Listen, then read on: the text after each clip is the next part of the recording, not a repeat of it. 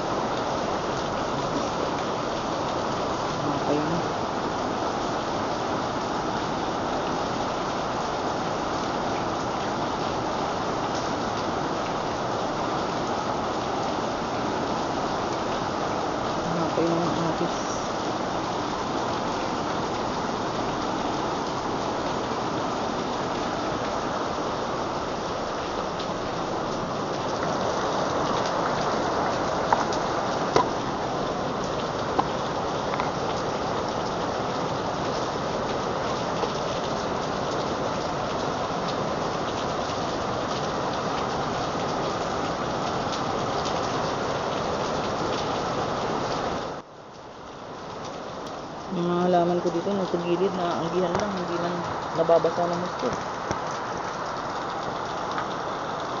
Yung sa Sabado lilipat namin yan, nalagay namin doon sa may lilim.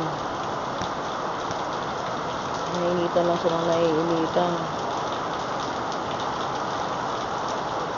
Naninilang. Yun na, lumakas na siya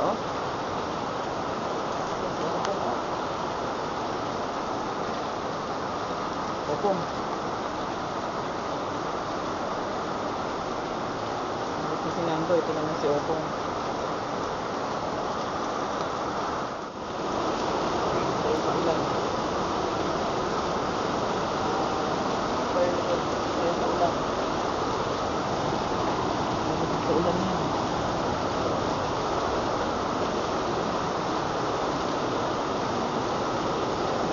Alagang ko. Nabuhay na isang basil Basil, nabuhay. Isang basil.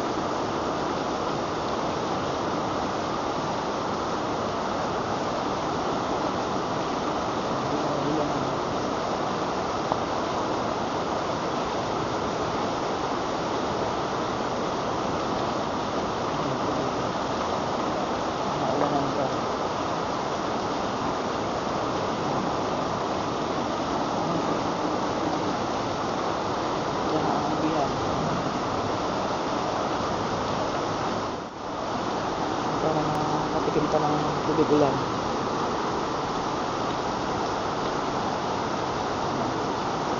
Labas natin sa labas.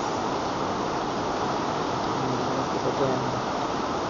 Nandiyan pa ng ulan.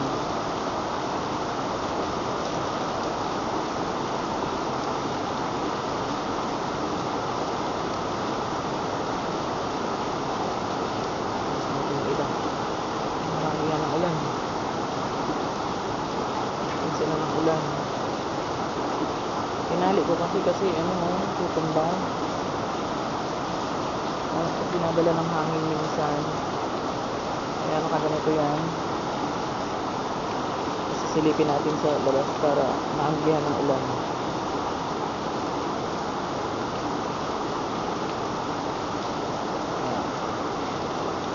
Maanggihan sila ng ulan.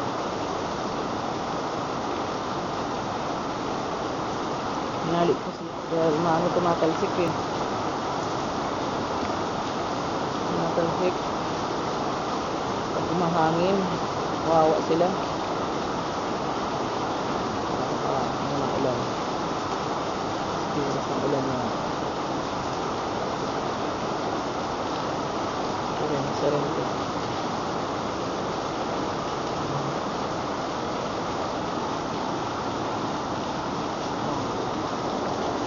Sagana sa ulan.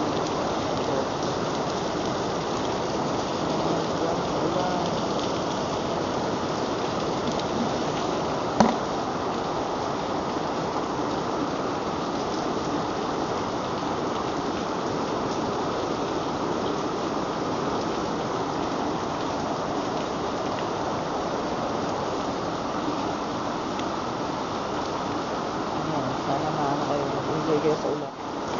Mga halaman.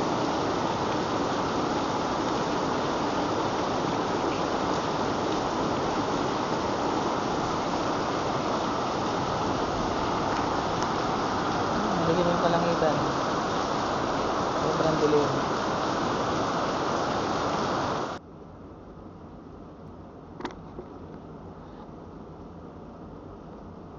Hindi man tayo ng kandila, guys. Sayo muna tayo.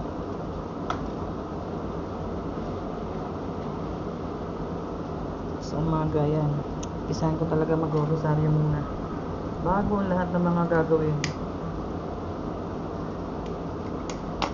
Napakain ko na si Lula, mga bata, yan. Bago sa lahat ng mga ibang gagawin ko. Rosaryo talaga muna tayo. Yan, buhay pa yung bulaklak ko. Ilang araw ko na tong pinitas dun sa tanim ko. Okay pa siya. Basta every 2 days, papalitan mo lang ng tubig. Okay pa siya. Yan o. Rosaryo muna tayo, guys. Atin ang gabay sa Panginoon. Tayo'y alalayan sa lahat ng ating mga desisyon sa buhay, pamumuhay. Yan, importante lalo na ngayon may bagyo.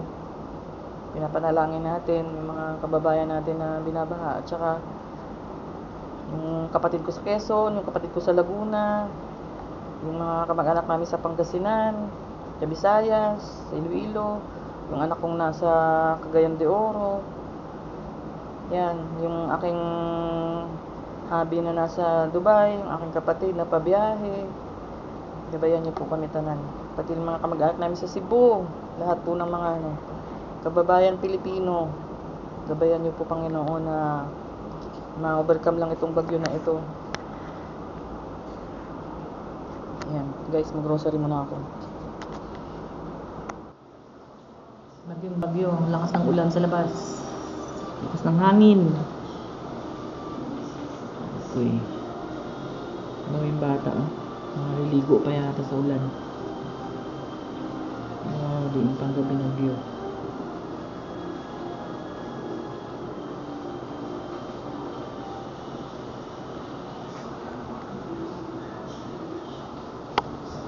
Kapal na naman ng grips ko. Makaputol na yan sa weekend.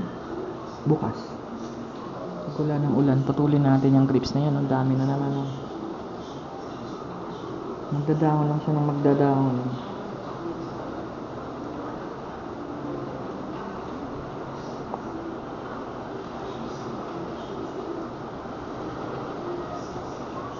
po eh. Dito ko sa kabila pag agapangin yan. Ay, naku, lakas ng hangin oh.